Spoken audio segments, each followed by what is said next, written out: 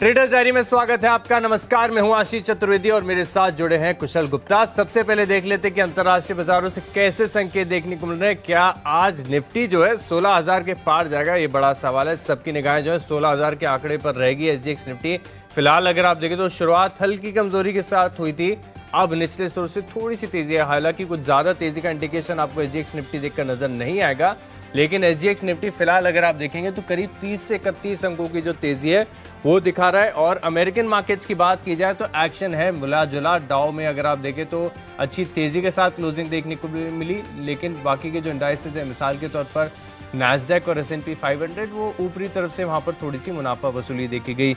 विस्तार से समझना जरूरी है, कुशल से समझते हैं। कुशल, कैसे देख रहे हैं संकेतों को?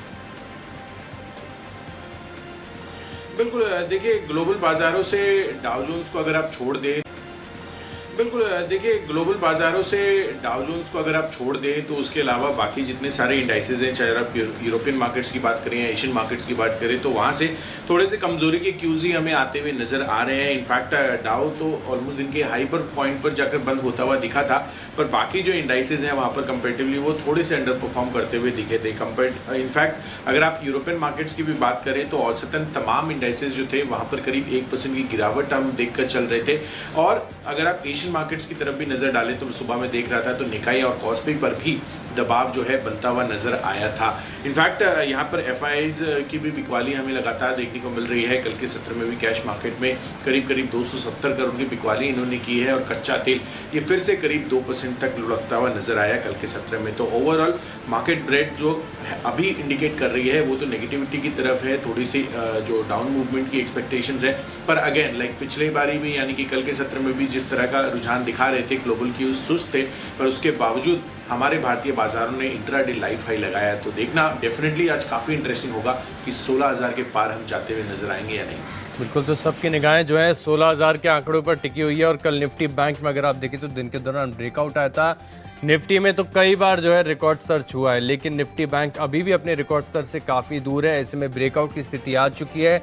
कल तेजी भी हुई है निफ्टी बैंक में अगर आप देखें तो। अब क्या बाजार को जो सहारा है वो निफ्टी बैंक से कितना देखने को मिलता है? आईटी सेक्टर पूरा अगर आप देखें तो तब का बाजार की तेजी में अच्छा कंट्रीब्यूशन दे रहा है। बैंकिंग की तरफ से भी हम देखेंगे कि आगे जाकर जो है बढ़िया कंट्रीब्यूशन देखने को मिलेगा।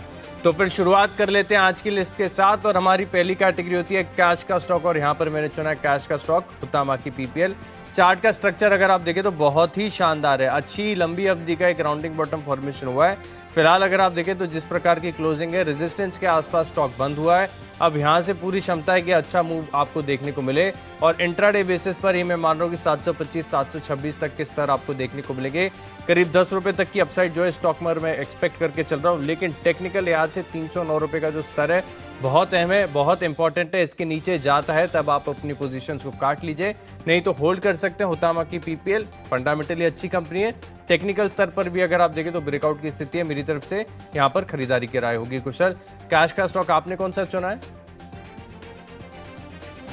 देखिए, एक रीसेंट लिस्टिंग है कैश के स्टॉक में आशीष, जो मैंने चुना है सोना कॉमस्टार। ये अभी जो एक्सचेंज पे लिस्टेड है जिस नाम से, वो है सोना BLW प्रिसिजन फॉर्जिंग्स का। आप देखिए यहाँ पर इनके लिए काफ़ी इंटरेस्टिंग खबर आती हुई नजर आई है।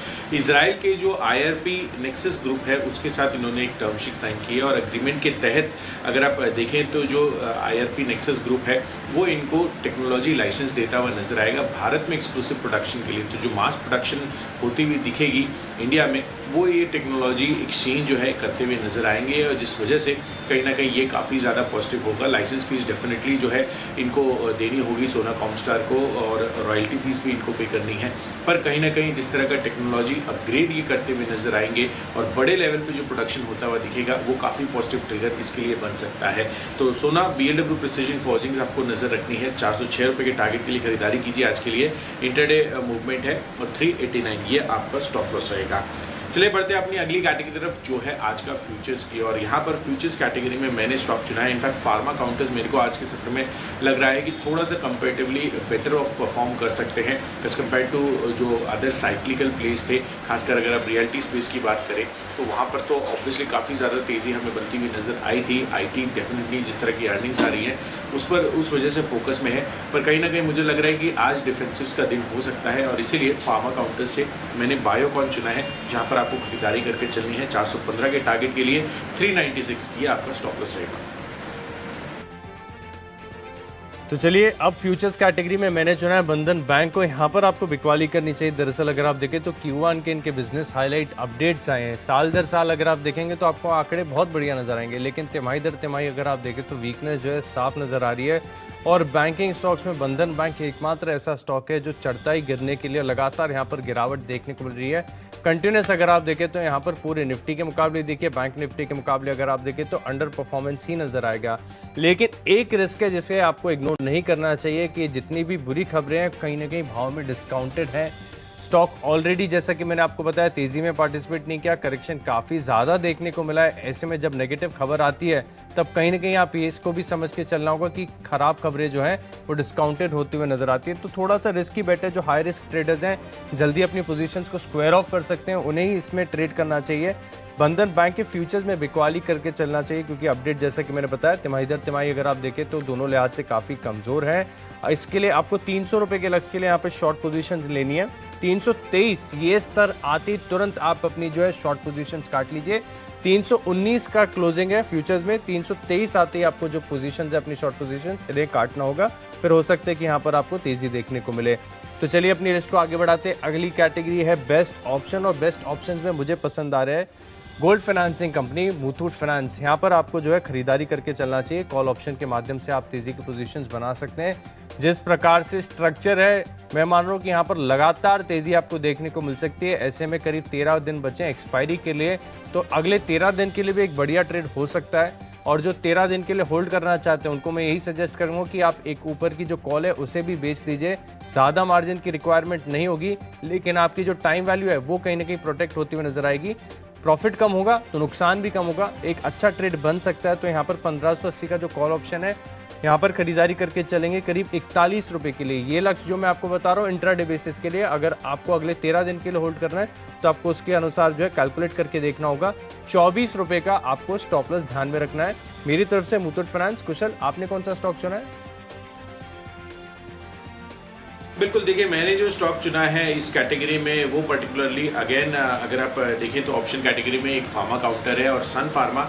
आप देखिए लास्ट वीक भी इन्होंने काफ़ी अच्छा प्रदर्शन किया था। आई मीन जिस तरह की तेज़ी यहाँ पर ओवरऑल फार्मा स्पेस में कुछ एक दिनों के लिए बनती हुई नज़र आई थी, उसमें इसने भी काफ़ी अच्छा परफॉर्मेंस दिखाया था। पर अभी मुझे लग रहा है कि यहाँ पर इंट्राडे मूव के लिए आपको प्ले करना चाहिए, पर फ्यूचर्स कैटेगरी में नहीं। यहाँ पर रिस्क थोड़ा ज़्यादा हो जाएगा और इसलिए मुझे लग रहा है कि ऑप्शन कैटेगरी में फार्मा काउंटर बायोकॉन के साथ साथ आपको सन फार्मा यहाँ पर भी पॉजिटिविटी देखने को मिल सकती है। तो 680 रुपये का जो कॉल ऑप्शन है वो आपको खरीद कर चलना है। 14 रुपये की प्राइसिंग है। 30 रुपये के टारगेट के लिए खरीदारी कीजिए और 8 रुपये का आपको स्टिक स्टॉप लॉस मेंटेन करना होगा। इसको आगे बढ़ा इससे पहले कुशल से एक अपडेट ले लेते। कुशल, बारिश जो है जिस प्रकार से हमें आवाज़ आ रही है, काफ़ी बैकग्राउंड नॉइज़ आ रही है, बहुत तेज़ी से बारिश हो रही है। बिल्कुल Ashish, Mumbai is back to its glory of rains. और डेफिनेटली मुझे तो ऐसा लग रहा है जैसे कि आप देख रहे हैं आईएमडी ने ऑरेंज अलर्ट भी इशू कर दिया है और सुबह से ही काफ़ी ज़्यादा भारी बारिश का माहौल जो है आपको मुंबई में आता हुआ दिख रहा है। और डेफिनेटली जो है देखना होगा कि ये कब रुकेगी और कब मुझे मौका मिलेगा कि मैं जो है पर्टिकुलरली नीचे जाके कुछ शॉपिंग कर सकूँ। अच्छा। बिल्कुल, कई इलाकों में तो हम देख भी रहे हैं कि जलभराव की भी स्थिति हो चुकी है। बहरहाल जो लिस्ट है उसे आगे बढ़ाते हैं। अगली हमारी कैटेगरी है टेक्नोपिक, और टेक्नोपिक के लिहाज से मुझे गोल्ड फाइनेंसिंग कंपनीज बहुत पसंद आ रही हैं। जिस प्रकार से दोनों का स्ट्रक्चर है, मुथूट फाइनेंस में देखिए मैंने आपको कॉल ऑप्शन के माध्यम से जो है खरीदारी करने की राय दी, लेकिन मैं मान रहा हूँ कि टेक्निकली अगर आप देखें तो मनप्पुरम का जो ब्रेकआउट है बहुत ही स्ट्रांग है। मनप्पुरम जिस प्रकार का स्ट्रक्चर है, स्टॉक ने फेब 2020 के जो हाइज हैं इसे तोड़कर कल आगे निकला है। कल अच्छी तेजी भी देखने को मिली थी। अच्छा ब्रेकआउट है, ब्रेकआउट होने के बाद सस्टेन भी कर रहा है, तो स्ट्रेंथ तो यहाँ पर टेक्निकली काफ़ी ज़्यादा और काफ़ी बढ़िया नज़र आ रही है। जिस प्रकार का स्ट्रक्चर और इंडिकेटर्स भी यही इशारा कर रहे हैं। वॉल्यूम प्रोफाइल भी अगर मैं चेक करके देखूँ तो सपोर्टिव ही नज़र आ रहा है। तो मनप्पुरम फाइनेंस यहाँ पर क्या करेंगे, थोड़ा सा पोजिशनल व्यू बनाकर चलेंगे और जब तक स्टॉक 174 के ऊपर बना हुआ है तब तक बिल्कुल आपको अपनी जो पोजीशंस है इन्हें हिलाना नहीं है। आप चाहें तो फ्यूचर्स में होल्ड कीजिए, चाहें तो कैश में डिलीवरी लेके बैठ जाइए। 174 रुपये का जो स्टॉप लॉस है उसे लगाना है। टारगेट मुझे नज़र आ रहा है 215 रुपये का। अच्छा ब्रेकआउट है, बैंकिंग फाइनेंशियल स्टॉक्स में अच्छी तेज़ी देखने को मिल रही है। इस स्टॉक पर आप खरीदारी करके चलेंगे। कुशल, आपने कौन सा स्टॉक चुना है? देखिए मैंने स्टॉक चुना है यूपीएल का। यहाँ पर काफ़ी अच्छी तेज़ी मुझे लग रहा है कि आज के सत्र में बन सकती है। इनफैक्ट अगर आप स्क्रीन पर यूपीएल का चार्ट देखें तो वहाँ पर काफ़ी अच्छी तेज़ी हमें बनती हुई नजर आई थी। मार्केट आज के दौरान ही आप देखिए शुरुआत से ही आपको यहाँ पर पॉजिटिविटी बिल्डअप होती हुई नजर आई थी। इनफैक्ट यहाँ पर जो हाई बना था बीएससी पर मैं देख रहा हूँ 839 का था और उसके मुकाबले जो क्लोजिंग आई है 837 की है। तो निचले स्तरों से काफ़ी बेहतरीन जो है आपको तेज़ी कल के सत्र में बनी है और मुझे लग रहा है कि जो मोमेंटम है ये आज भी जारी रह सकता है यूपीएल में। तो इसीलिए इसमें खरीदारी करने की राय है। चार्ट स्ट्रक्चर बेहद मजबूत है। इस बारी इनफैक्ट 860 रुपये के टारगेट ये अचीव करता हुआ दिख सकता है और 827 ये आपका स्टॉप लॉस रहेगा। चलिए बढ़ते हैं अपनी अगली कैटेगरी तरफ जो है फंडा पिक। और फंडामेंटली मुझे एक एफएमसीजी काउंटर काफ़ी पसंद आ रहा है। एचयूएल बाजार का दिग्गज एफएमसीजी काउंटर है और यहाँ पर आपको खरीदारी करने की राय है। आप देखिए इनका जिस तरह से आप देखिए फंडामेंटली कहीं भी कोई भी कंप्लेंट नहीं कर सकता है इस स्टॉक को लेकर, क्योंकि अगर आप इनका रिटर्न ऑन कैपिटल एम्प्लॉयड या फिर रिटर्न ऑन इक्विटी जैसे रेशियोज देखें तो काफ़ी बेहतरीन रहे हैं, करीब 39% एंड 29% रिस्पेक्टिवली। और साथ ही कंपनी का जो प्रोडक्ट पोर्टफोलियो है और जिस तरह से कमोडिटी इन्फ्लेशन बढ़ती हुई नज़र आ रही है उससे इनको आगे फर्दर और प्राइस हाइक्स हो सकता है कि ये करते हुए नज़र आए। तो इससे क्या होगा कि इनकी जो अर्निंग्स है उस पर पॉजिटिव रिफ्लेक्शन आपको आता हुआ नज़र आ सकता है। और इसीलिए मैंने अपने स्टॉक में चुना है फंडा पिक को, एज अ फंडा पिक एचयूएल को, जहाँ पर अगले 6 महीनों के लिए आपको खरीदारी करनी है। 2900 रुपये का आपका टारगेट रहेगा।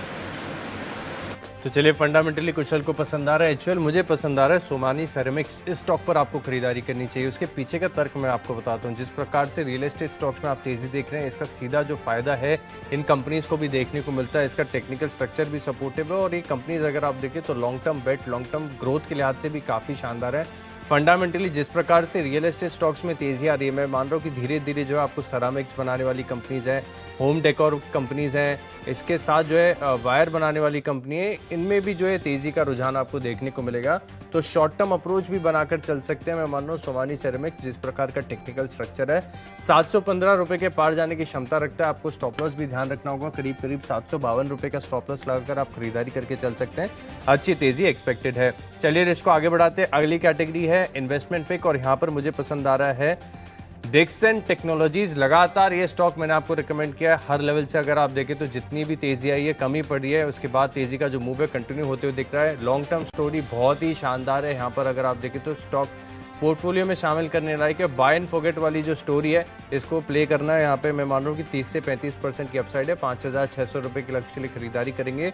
12 से 18 महीने का व्यू बनाएंगे। हालांकि स्टॉक को कभी भी आपको सेल करने की आवश्यकता नहीं है। एक बार खरीद लिया तो पोर्टफोलियो में बनाए रखें।